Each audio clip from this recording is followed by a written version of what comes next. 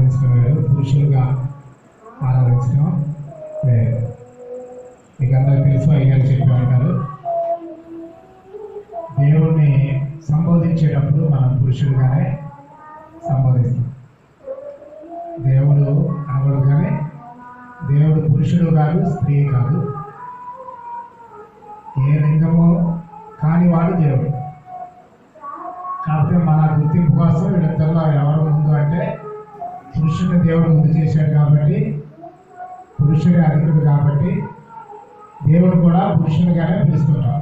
దేవదూతలు కానీ దేవుడు కానీ సంబోధించేటప్పుడు పురుషుడనే సంబోధిస్తారు. పరిశుద్ధాత్మ వచ్చింది అనకూడదు, పరిశుద్ధాత్మ వచ్చాడు అన్నారు. ఎందుకంటే త్రియేక దేవుడు పురుషుడుగానే మనం బైబిల్లో చూస్తున్నాం. అయితే పురుషుడు కాబట్టి మనం చాలా చక్కగా మాట్లాడవచ్చు, బయటపడతాం లేదు. నాకు చాలా సంతోషకరంగా ఉంది. ఒకళ్ళున్నా ఇద్దరున్నా చక్కగా పురుషులు ఎందుకంటే మనస్ఫూర్తిగా మాట్లాడుకోవచ్చు. నేను స్తోత్రం చెప్తాను. హల్లెలూయా. 133వ కీర్తన 1వ వచనంలో నాకు గమనిస్తే మనకు అందరూ తెలుసు, సహోదరులు ఐక్యత కలిగి నివసించుట ఎంత మేలు, ఎంత మనోహరం. అసలు సహోదరులు అని వాడాడు కానీ బైబిల్ కానీ సహోదరి సహోదరులు కలిపి మాట్లాడేవాడు, సంఘం ఐక్యత అని మాట్లాడేవాడు. దీన్ని అందరికీ వాడతారు కదా, ఇంగ్లీష్లో కూడా బ్రదరన్ అని ఉంటుంది. కాబట్టి సహోదరులు ఐక్యత ఉంటే, సహోదరులు కలిసి ఉంటే అది చాలా అద్భుతంగా ఉంటుంది. ఒక కాస్ట్లీ సెంటు కొట్టుకుంటే ఎంత వాసన వస్తుందో, ఆ సెంటునే బాటిల్ పగలగొట్టి తల మీద నుంచి కింద పోస్తే ఎంత స్మెల్ వస్తుందో, ఎంత దూరం వస్తుందో అంత బాగుంటుంది అంట. అంతే కదా. అది అహరోను తల మీద పోయబడి అతని గడ్డం మీదగా కాలి అంగీల అంచుదాకా కాలిపోయిన పరిమళ తల్లి అంటే అంత సెంటు రాస్తుంది. ఎంత వాసన వస్తుందో ఇప్పుడు మానవుడికి ఎంతమంది ఉంటే అంత వాసన వస్తుంది. నేను స్తోత్రం చెప్తాను. హల్లెలూయా. అంటే సహోదరులు ఉంటే అంత సువాసన అందరూ కలిపితే ఆ మాట. కాబట్టి విషయం చెప్పాలంటే సహోదరులు పురుషుల గురించి బైబిల్లో చక్కని పదం వాడాడు. దేవుడు సంఘానికి శిరస్సు, పురుషుడు స్త్రీకి శిరస్సు. చూసారా, సంఘానికి దేవుడైతే ఇంటికి మన దేవుడుగా దేవుడు చేశాడు. నేను స్తోత్రం చెప్తాను. హల్లెలూయా. అసలు బైబిల్లో మీరు గమనిస్తే వంశావళి అసలు పిల్లలు కనేది ఎవరు? స్త్రీలు. కానీ బైబిల్ ఏమని రాశాడు? పురుషులు కన్నట్టు రాశాడు. అంటే కన్నాది స్త్రీలు అయినా దాని గుర్తింపు ఎవరికి ఇచ్చాడు? పురుషులకి ఇచ్చాడు. ఇంకా గమనిస్తే బైబిల్ గ్రంథంలో గుళ్ళోకి వచ్చేవాళ్ళు ప్రత్యక్ష గుడారానికి హాజరవ్వాలి సంవత్సరానికి 3 సార్లు కంపల్సరిగా. పురుషులు ఆ యూదులు పుట్టిన ప్రతి ఒక్కరు కూడా వచ్చి గుళ్ళో హాజరవ్వాలి 3 పర్యాయం. అంటే దేవుడు ఇంపార్టెన్స్ ఎవరికి ఇచ్చాడంటే పురుషునికే ఇంపార్టెన్స్ ఇచ్చాడు. కాలక్రమేణా అంతా మాడిపోయి సాతాను స్త్రీని పట్టుకొని అలాగా వచ్చేసి సంఘాల్లో ఎవరు ఎక్కువయ్యారంటే స్త్రీలు ఎక్కువయ్యారు. కానీ అసలు సంఘంలో ఉండవలసింది, సంఘంలో ముందు కనపడవలసింది ఎవరంటే పురుషుడు. ఎందుకంటే దేవుడు పురుషులకు అంత విధించాడు. సొసైటీ మారింది కాబట్టి సంఘాల్లో కూడా మార్పు వచ్చింది, కానీ సంఘానికి దేవుడు ఇంపార్టెన్స్ ఇచ్చింది పురుషుడే. ఉదాహరణకి యేసు ప్రభువారు 5 రొట్టెలు 2 చేపలు పంచినప్పుడు ఎవరిని లెక్కలో తీసుకున్నాడు? పురుషులే 5,000 మంది లెక్కేశాడు. ఇంకా ఉన్నారు, పిల్లలు ఉన్నారు, అందరూ ఉన్నారు, కానీ లెక్క పెట్టింది ఎవరంటే పురుషులే. కాబట్టి దేవుడు లెక్కలో ఉండేది ఎవరంటే పురుషులే. అందుకనే సాతాను తెలివిగా ఏం చేశాడంటే స్త్రీని డామినేట్ చేసేలాగా అవకాశం ఇచ్చాడు. కొత్త సంఘాలు కూడా మనం గమనిస్తే పౌలు అంటాడు, స్త్రీ బోధించడానికి నేను పర్మిషన్ ఇవ్వనన్నాడు. అర్థమైందా? అంటే బోధించాలన్నా, సంఘాన్ని నడిపించాలన్నా, కుటుంబాన్ని నడిపించాలన్నా ఎవరైతే పురుషులే దేవుడు కోరుకున్నాడు. కానీ ఏమైపోయిందంటే సొసైటీ మారుకుంటూ వచ్చింది, స్త్రీ ప్రాబల్యం పెరుగుకుంటా వచ్చింది. ఎంత దారుణంగా వచ్చిందంటే బస్సులో ఆడవాళ్ళు కూర్చున్నాకేమో స్త్రీలను గౌరవించడం మన సాంప్రదాయం కాబట్టి వాళ్ళకి కేటాయించిన సీట్లో వాళ్ళనే కూర్చొని రాస్తాడు. కానీ మన వైపునేమో జీవదాంగలు ఉన్నారు, జాగ్రత్త మన మగ వైపున దొంగలు ఉన్నారు, జాగ్రత్త చేస్తా అదున్నా చేస్తని అంత విలువ తగ్గిపోతా ఉంది. స్త్రీకి పెరిగిపోయింది. అంటే ఓట్లు కూడా ఆమె పడిరాసేటువంటి వచ్చినాక పక్కన పెడితే సహోదరులు గారు చెప్పేది ఏంటంటే దేవుడు మిమ్మల్ని కోరుకున్నాడు. దేవుడు గౌరవం ముందు మీకే ఇచ్చాడు. తలనమాట మనం అంటే భార్యకు భర్త శిరస్సు, కుటుంబానికి భర్త శిరస్సు. మగవాడు కుటుంబానికి హెడ్ అన్నమాట. హెడ్ ఎలా ఉండాలనేది పరిశుద్ధ గ్రంథంలో ఒక మాట రాసినది చదువుకొని మనం నేర్చుకోవస్తుంది కదా. లేట్ అయితే మరి రేపు రాదు కాబట్టి పరిశుద్ధ గ్రంథంలో నేర్చుకుందాం. పరిశుద్ధ గ్రంథంలో మనం గమనిస్తే ఇంటికి హెడ్ ఎలా ఉండాలంటే అపోస్తలుడైన పౌలు తిమోతికి రాసిన మొదటి పత్రిక 3వ అధ్యాయము 1వ వచనం నుంచి మనం గమనిస్తే చాలా చక్కని మాటలు ఉన్నాయి. నేను ఎవరైనా పలకండి, నేను చెప్తున్నాను. ఎవడైనాను అధ్యక్ష పదవిని ఆశించిన ప్రతి వాడు దొడ్డ పనిని ఆపేక్షించుతున్నాడన్న మాట నమ్మదగినది. అధ్యక్షుడు వాడు నిందారహితులను నిందారహితులను ఏకపత్ని పురుషులను మిత్రానుభవులను స్వస్థబుద్ధి గలవాడును మర్యాదస్తులను అతిథి క్రీడను భోజత్వ తగిన వాడునై ఉండి మద్యపానీయు కొట్టువాడును కాక సాత్వికుడును జగడమాడని వాడును ధనాపేక్ష లేని వాడునై సంపూర్ణ మాన్యత కలిగి తన పిల్లలను స్వాధీనపరచుకోవచ్చు తన ఇంటి వారిని బాగుగా ఏలువాడునై ఉండవలను. దీన్ని చాలా మంది అనుకుంటారు సంఘ పెద్దలకి లేకుంటే నాయకులకు సంబంధించిన అనుకుంటారు. కానీ ఏమన్నాడంటే ఎవడైనా అధ్యక్ష పదవిని ఆశించినట్ట. అధ్యక్షుడు అంటే అధ్యక్షుడు అంటే ఎవరంటే ఒక గ్రూప్ ఉందనుకో సొసైటీ, ప్రెసిడెంట్ని అధ్యక్షుడు అంటారు. అధ్యక్షుని ఇంగ్లీష్ అంటారంటే ప్రెసిడెంట్ అంటారు. మన దేశానికి ప్రెసిడెంట్ ఉన్నాడు, ఆయన ఎవరో రాష్ట్రపతి. అర్థమవుతుంది బాగా. ఈ డ్వాక్రా గ్రూప్లో ఉన్నారు చూసారా, 9 మంది ఉన్న 10 మంది గ్రూప్లో ఒకళ్ళు ప్రెసిడెంట్ పెడతారు, అధ్యక్షుడు అంటారు. అంటే అర్థం ఏంటంటే అధ్యక్షుడు అనేవాడి హెడ్ అన్నమాట. దేని స్తోత్రం చెప్పండి. దేనికైనా అధ్యక్షుడు అంటే ఎవరో హెడ్. ఇప్పుడు ఇంకా మనం ఏం చెప్పుకున్నాం, సంఘానికి దేవుడు హెడ్, భార్యకి కుటుంబానికి పురుషుడు హెడ్. అర్థమైందా? అంటే అధ్యక్షుడు అంటే ఎవరు? Head of the department. అవునా? అంటే తల. ఇప్పుడు ఈ వాక్యం ఎవరికి? ఎవరైతే ఇంట్లో హెడ్గా ఉండాలనుకుంటున్నారో వాళ్ళకి అన్నమాట. అర్థమైందా? కాబట్టి దీన్ని మనం అర్థం చేసుకున్నట్లయితే అధ్యక్షుడు అంటే హెడ్ అన్నమాట. మీరు కూడా మీ కుటుంబంలో సంఘంలో హెడ్గా ఉండాలని దేవుడు కోరుతున్నారు. బైబిల్లో ఒక మాట అందరికీ కామే, మిమ్మల్ని తలగా ఉంచుతారు కానీ తోకగా ఉంచుతారు. కాబట్టి తలగా ఉండే వాళ్ళ లక్షణాలు, మీరు తలగా ఉంటారా తోకగా ఉంటారా అనేది ఈ లక్షణాలను బట్టి తెలిసిపోదు. అవునా? కాబట్టి అవి బిల్డప్ చేయాలని అయ్యగారు ఆశతోటి ఈ మెన్స్ స్కాలర్షిప్ పెట్టింది, పురుషుల సహవాసం పెట్టింది. ఇంకో విషయం చెప్పాలంటే బాడీకి తలలాగా వెన్నుముక అలాగే, ఆ వెన్నుముక కూడా మనమే. అది ఎక్కడ ఉన్నాడు బైబుల్ అంటే ఇండైరెక్ట్ గా రాశాడు. 108వ కీర్తన అంటాడు, చదవాల్సిన అవసరం లేదు.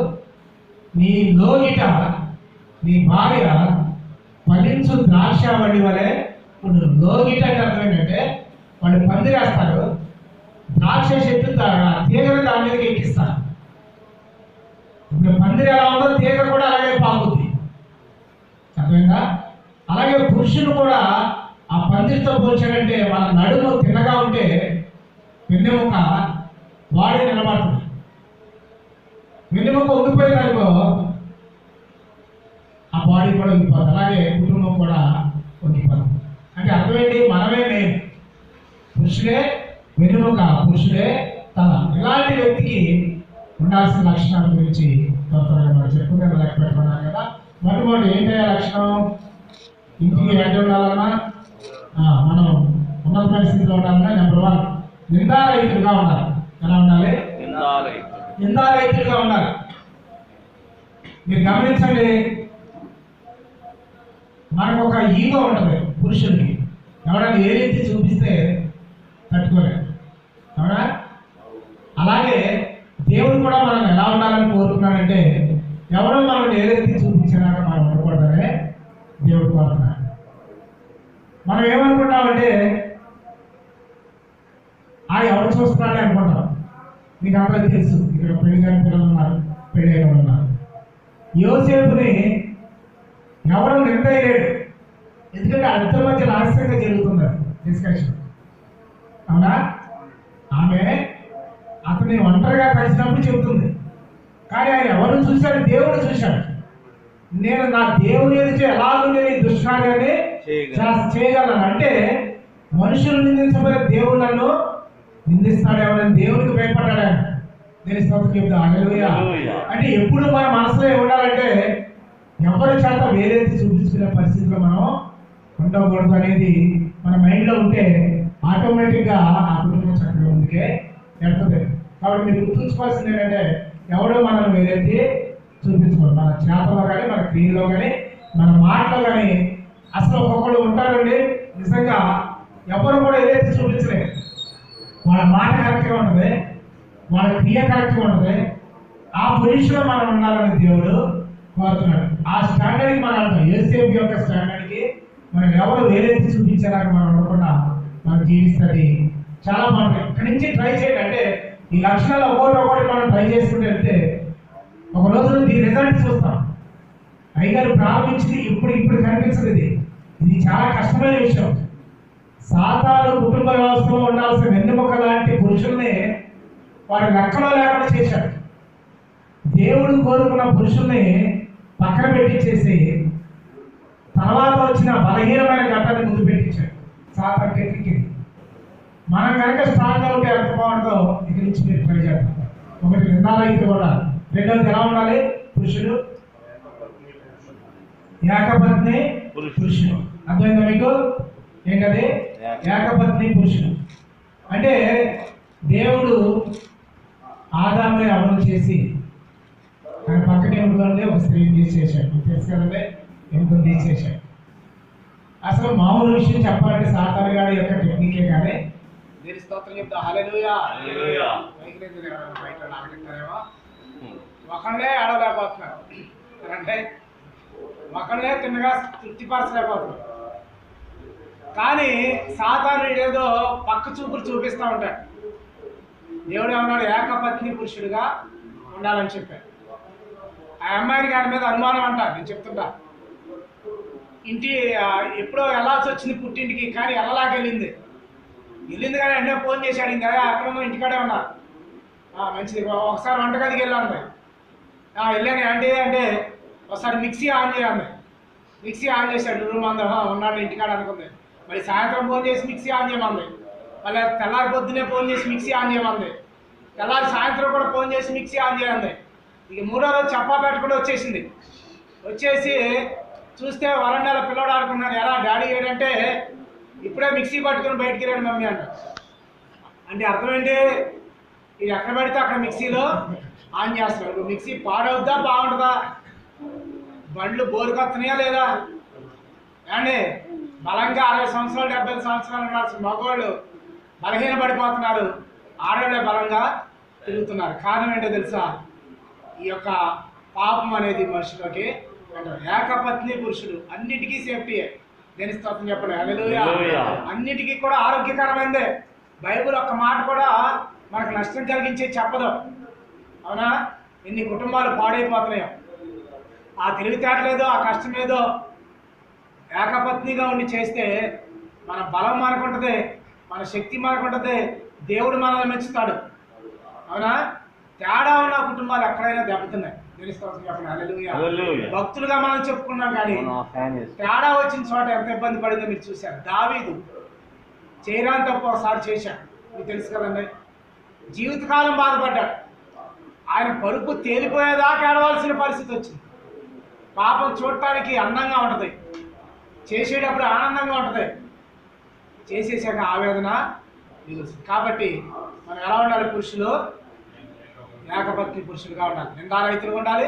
రెండవది ఏకపత్ని పురుషులుగా ఉండాలి. తర్వాత మితానుభావులుగా ఉండాలి. ఇందాకే చెప్పాను నేను. మితానుభావులు అంటే ఓవర్ చేయకూడదు. Anything too much is too bad అన్నాడు. అంటే వీళ్ళు ఓ ఎక్స్ట్రాలు చేస్తుంటారు. నాకు చెప్పారు కదా, మిషన్ ఎక్కువ వాడితే బోర్కి వచ్చేద్ది అన్న, బండి ఎక్కువ తిరిగితే ఆటో బోర్కి వచ్చేస్తా లేదా. కాబట్టి పురుషులు కూడా మితానుభావంగా ఉండాలి. అన్నీ నావే అన్నీ నాకే అనుకొని తిరిగే కంటే బైబిల్లో ఒక మాట, చక్కని మాట, ఒకటి సర్వలోకం సంపాదించుకొని తన ప్రాణం పోగొట్టుకుంటే ఇలా మితానుభావం ఉండాలి. ఎంత ఉండాలో అంతే ఉండాలి, ఎంత మాట్లాడాలో అంతే మాట్లాడాలి, ఎంత ఆలోచించాలో అంతే ఆలోచించాలి. ఓవర్గా ఆలోచించి ఓవర్గా అనుభవంలోకి వెళ్ళి బాధపడే కంటే, తొందరగా సామెత పరిగెత్తి పాలు తాగే కంటే నిలకడగా మితానుభావంగా ఉండాలి. అలా ఉన్నవాళ్ళు చాలా ఆరోగ్యాన్ని పొందుకుంటారు. దేని స్తోత్రం చెప్పండి, హల్లెలూయా. ఓ కంగారు పడిపోయి మనం ఏం చేస్తామంటే ఆడికన్నా మనం బాగుండాలి, వీడికన్నా బాగుండాలని గుడి లేకుండా, బడి లేకుండా, దేవుడు లేకుండా, దైవజనం లేకుండా, ప్రార్థన లేకుండా, ఇలాంటి అడ్రస్సే లేకోకుండా ఓ కష్టపడి తిరిగి ఏం ప్రయోజనం? నేను ఎప్పుడు చెప్తుంటా, సైకిల్ మీద వెళ్ళేవాడు ఏమనుకుంటాడండి, బండి ఉంటే బాగున్నాడు అనుకుంటాడు. బండి ఉన్నోడు ఏమనుకుంటాడు, కారు ఉంటే బాగుండు అనుకుంటాడు. కారు ఉన్నోడు ఏమనుకుంటాడు, విమానాల్లో తిరిగితే బాగుండు అనుకుంటాడు. విమానాలు తిరిగిన తర్వాత ఏముంటుందా అంటే ఏముండదో. ఈ ఫ్యాట్ పెరిగిపోయిన తర్వాత డాక్టర్ దగ్గరికి వెళ్తే డాక్టర్ అంటాడు, బాబు నువ్వు రోజుకు ఒక అరగంట నడవాలంటాడు. ఏమంటాడు? ఇప్పుడు ఎవడ మెరుగయ్యాడు? నడిచేవాడే మెరుగయ్యాడు. దేని స్తోత్రం చెప్పండి, హల్లెలూయా. కాబట్టి మితానుభావంగా ఉండాలి. తర్వాత చదవండి, స్వస్థ బుద్ధి ఉండాలండి. మన బుర్ర మొదటిసారి జలప్రళయం వచ్చినప్పుడు దేవుడు ఏమన్నాడంటే, నరుని తలంపుల్లోని ఊహ అంతయు కేవలం చెడుదనం. అంటే మనుషుల బ్రెయిన్ మారిపోయింది, స్వస్థ బుద్ధి లేదు ఈ రోజున. ఈ చచ్చిపోయిన పుణ్యమాని బుర్రలన్నీ పాడైపోయాయి. ఇంటికి బీరువాకి తాళమే ఎత్తారో లేదు తెలియదు, కానీ ఫోన్కి మాత్రం లాక్ ఉండాల్సిందే. ఆ లాక్ ఎవరికి అర్థం కాకుండా ఉండాల్సిందే. అంటే అర్థం ఏంటి? ఏదో తెలవంది ఉంది, ఏదో దాచాల్సిందే ఉంది. అంటే మన బుద్ధిలో స్వస్థత లేదు. బుద్ధిలో స్వస్థత లేనంత వరకు ఒక మాట చెప్తున్నానండి, లోపల బుర్ర కాలేదనుకో, ఖరాబ్ అయిందనుకో, మీరు ట్రాన్స్ఫార్మర్ దగ్గర చూస్తే అందరిళ్ళకి కనెక్షన్ వెళ్తుంటాయి. మీ స్తంభం దగ్గర చూడండి, ట్రాన్స్ఫార్మర్ దగ్గర ఏదన్నా పోయిందంటే మొత్తం ఆ లైన్ అంతా ఆగిపోతుంది. ఈ బుద్ధి తిన్నగా లేదనుకో, బుద్ధిలో ఏమైనా తేడా వచ్చిందనుకో, మొత్తం బాడీ అంతా కూడా పాడైపోతుంది. కాబట్టి మన బుద్ధి ఎలా ఉందో, స్వస్థతగా ఉందా లేదా, మన ఆలోచన తిన్నగా ఉందా లేదా, మన ప్రయత్నాలు ఎలా ఉన్నాయి? ఏమున్నదండి, ఈ సాతానంతా చెత్త గబ్బంతా తీసుకొచ్చి ఓంగల్ల లాంటి మన బుర్రలో పడేస్తున్నారు. కాబట్టి అదేమీ మనసులో పెట్టుకోకుండా స్వస్థత బుద్ధి కలిగి ప్యూర్గా ఉండి, ఈరోజు లేచామా, పని చేసామా, తిన్నామా, ప్రార్థన చేసుకున్నామా, దేవుడు కృతజ్ఞత చెప్పామా అన్నట్టు ఉంటే చాలా స్వస్థత ఉంటుంది. ఆరోగ్యమే మహాభాగ్యం. తెలుస్తుంది చెప్పండి, హల్లెలూయా. కాబట్టి మైండ్ ఎప్పుడు కూడా ప్యూర్గా ఉండాలి. తర్వాత చదవండి, మర్యాదస్తులుగా ఉండాలి. కాబట్టి ఆడెంత ఈడెంత, పొడిచేత్త నరికేత్త అంటుంటారు. ఒక డ్రాప్ పడిందంటే ఇంకా ఆడ ఎగిరేది మనం చూడలేము. కానీ 3 ఇరేషన్ 4 వాంతులైనవి అనుకో, చెప్తున్నారు కదా, మన పని అయిపోతుంది. కాబట్టి మర్యాద కలిగి ఉండాలి. ఎదుటి వారిని గౌరవిస్తే మనకి గౌరవం వస్తుంది. తర్వాత చదవండి, అతిథి ప్రియులుగా ఉండాలి. అంటే అర్థం ఏంటంటే ఎదుటి వారికి ఒక ముద్ద పెట్టేవాళ్ళలాగే ఉండాలి. కరోనా పుణ్యమని మనం ఎంతవరకు మనకే కష్టంలాగా ఉంటుంది. అందరు రేపు చచ్చిపోతున్నారంటే వాళ్ళు చచ్చిపోయానే బ్యాచ్ లాగా చాలామంది ఉండండి. పేదోళ్ళు ఎవరంటే నేనే పేదోళ్ళు అనే ముందుగా వరుసలో ఉన్నాను. కానీ ఎప్పుడు కూడా ఎలా ఉండాలంటే అతిథి ప్రియులుగా ఉండాలి. అబ్రహాము దాన్ని పోతున్నారని వదిలేకుండా, వాళ్ళు మన ఎక్కడ మంచినీళ్ళు ఇవ్వాలద్దు అని అనుకోకుండా ఎదురుకుండా పరిగెత్తుకుంటూ వెళ్ళి సాష్టాంగపడి మా ఇంటికి రమ్మని బతిలాడి పరిగెత్తుకుంటూ వెళ్ళి 2 మానికలు సన్నపిండి ఆవిడతోటి సన్నపిండి రొట్టెలు చేయమని, మందలో పరిగెత్తుకుంటూ వెళ్ళి మంచి కొవ్విన దోణ తీసుకెళ్ళి పని రెడీ చేయమని వచ్చి వాళ్ళకి తీసుకొచ్చి భోజనం పెట్టి ఇంత అతిథి చేయటం వల్ల ఏమైందంటే అప్పటి వరకు లేని ఆశీర్వాదం ఆయన కుటుంబం మీద ఆటోమేటిక్గా వచ్చింది. దేని స్తోత్రం చెప్తా, హల్లెలూయా. ఇంకా తర్వాత చదువు ముగించుకుందా. బోధింపదగిన వారు ఉండాలి పురుషులు. అర్థమైందా? ఆడవాళ్ళతో చెప్పించుకునే పరిస్థితి రాకూడదు, పిల్లవాళ్ళతో చెప్పించుకునే పరిస్థితి రాకూడదు, సొసైటీలో ఆడితో అయితే ఏదైతే చెప్పించుకునే పరిస్థితిలో ఉండకూడదు. ఎవరు ఎలా ఉన్నా కానీ ఈ బేతేలు సంఘ పురుషులు అలాగా ఉండకూడదు కాక. స్తోత్రం చెప్పండి, హల్లెలూయా. వాళ్ళ ప్రార్థనకి వెళ్ళేవాళ్ళు వాళ్ళ మాట చెప్పే స్థితిలోనే ఉండేలాగా ఉన్నారన్న అన్న పరిస్థితి ఉండాలి. ఎవడైనా వచ్చి బ్రదరు ఇది ఎలా చేస్తే బాగుండు అని నీ దగ్గర సలహాలు అడగాలి, కానీ నీకు సలహా ఇచ్చే పరిస్థితి ఎప్పుడు కూడా తెచ్చుకోకూడదు. అలా ఉంటే దేవుడు మెచ్చుతాడు. ఇంకా తర్వాత ముగించుకున్నాం. మద్యపానీయు, ఇది మన బ్యాచ్. మద్యపానీయు, కొట్టువాడును కాక. చూసారా, ఇదే ఇప్పుడు దాకా చెప్పినవి లేకపోవచ్చు, కానీ ఈ రెండు మాత్రం చాలా మంది పురుషుల్లో ఉంది. మద్యపాని, కొట్టువాడు. మద్యపాని అంటే తాగటం, తాగేసి వచ్చే ఖాళీ ఏమంటాం, ఎవరు దొరుకుతారంటే ఎడం చేయి దేనికో లోపం అన్నట్టు భార్య పిల్లలు దొరుకుతారు, ఆయన కొట్టడం, తాగటం కొట్టడం, తాగటం కొట్టడం, అలాగన కొంతమంది ఉండిపోయారు. కాబట్టి ఆ బ్యాచ్లోకి మీరు ఎవరు వెళ్ళకుండా చక్కగా మద్యపాని అంటే మీకు చెప్పారు కదా, మద్యపాని అంటే దేవుడు ఏమంటున్నాడంటే దాని దగ్గరికి ఎందుకు వెళ్తావు నువ్వు, అది గ్లాసులో తడతల్లాట కనిపిస్తుంది, కానీ చివరికి నీ ఇల్లంతా గొల్లైపోద్దని సామెతలు చదివితే చాలా చక్కగా దాని గురించి చెప్పాల్సిన అవసరం ఏమీ లేదు. కాబట్టి తాగుడు మన ఆరోగ్యానికి హానికరం అని దేవుడు ముందే చెప్పాడు బైబిల్లోనే. ఇప్పుడేమో వాళ్ళు తీసుకొచ్చి చెప్పిస్తున్నారు, నా పేరు ముఖేష్, ఏంటది నా పేరు ముఖేష్, నేను సంవత్సరం బట్టి కొట్టకాల్లో అవుతున్నాను, ఇక బహుశా నేను ఆడితో చెప్పిస్తున్నారు. కానీ బైబిల్లో ఎప్పుడో చెప్పాడు, నువ్వు మద్యపాని కాకూడదు, మత్తునివి కాకూడదు, కొట్టేవాడివి కాకూడదు. కొడితే ఏముండదు, భార్య మన శరీరంలో సగభాగం ఉన్నాడు. దేని స్తోత్రం చెప్పండి, గడి చెప్పండి, హల్లెలూయా. మన భార్యను కొట్టామంటే ఎవరు కొట్టినట్టు, మన దేహాన్ని మనమే కొట్టినాం. మనల్ని మనం కొట్టుకునే ఏమంటారు, పిచ్చోడు అంటారు, అవునా. కాబట్టి తాగేవాడు కాకూడదు, కొట్టేవాడు కాకూడదు. ఇంకా సాత్వికంగా ఉండాలి, సాత్వికంగా ఉండాలి. పురుషులు ఎప్పుడు కూడా సాత్వికంగా ఉండాలి, షార్ట్ టెంపర్గా ఉండకూడదు. ఏదో నాడు మాట్లాడుతుంది భార్య, ఎందుకంటే దేవుడు అన్నాడు బైబిల్లో స్త్రీ బలహీనమైన ఘట్టం అన్నాడు. ఏమన్నాడు, బలహీనమైన ఘట్టం. ఇప్పుడు మనం బాడీని అందులోంచి ఒక ఎముక తీసి దేవుడు చేశాడు స్త్రీని, అది ఎప్పుడు బలహీనంగానే ఉంటుంది. ఒక మాట చెప్పమంటారా, మన బ్రెయిన్లో కణాలు ఉంటాయి చూసారా, కణాలు పెట్లులాగా ఉంటాయంట. ఎలా ఉంటాయి, పెట్లులాగా ఉంటాయంట. అదే ఆడవాళ్ళ తలలో మెదడులో కణాలు తీగలు అల్లుకున్నట్టు మోటార్లో వైండింగ్ ఉంటుంది చూసారా, అలా అల్లుకున్నట్టు ఉంటుందంట. మనం ఏం చేస్తామంటే ఏది ఆలోచించామో అది ఆలోచించి తర్వాత మళ్ళీ వెనక్కి వచ్చేస్తాం పెట్టి మూసేసి. కానీ ఆడవాళ్ళు అలా కాదు, ఒక తీగ స్టార్ట్ అయిందంటే అది ఇంకో లింకు అలా ఒకటి ఇక్కడ మొదలు పెడతారు, ఆ తర్వాత వాళ్ళ అమ్మోళ్ళ ఇంటికి వెళ్తారు, ఆ తర్వాత అత్తోళ్ళ ఇంటికి వస్తారు, తర్వాత పక్కింటి వాళ్ళకి వెళ్తారు. అంటే వాళ్ళ మాటలు అక్కడక్కడ తిరిగి మనకి టెన్షన్ పెంచుతూ ఉంటారు. అది మీరు అర్థం చేసుకొని వాళ్ళ సైకాలజీని అర్థం చేసుకొని సాత్వికంగా ఉంటే ఏ గొడవ ఉండదు. అంటే అందులో ఒక మాట అంటే అందులోనే మనం ముందుకెళ్ళిపోతే ఏ గొడవ ఉండదు. వాళ్ళని మనం ఆలోచించవద్దు, సాత్వికంగా ఉంది. ఇంకా ఇదే సాత్వికంగా ఉంటే గొడవ రాదుగా. ఊరుకున్నవాడు ఊరంతా కూడా ఏమి చేయలేదంట. దేని స్తోత్రం చెప్పండి, హల్లెలూయా. ఆ తర్వాత ధనాపేక్ష ఉండకూడదు. అంటే ధనం ఉండాలి, కష్టపడాలి, ఇంటికి సరిపడ ఉండాలి. ధన ఆపేక్ష ఉండకూడదు. ఆపేక్ష ఉంటే చిక్కుల్లో పడతాం.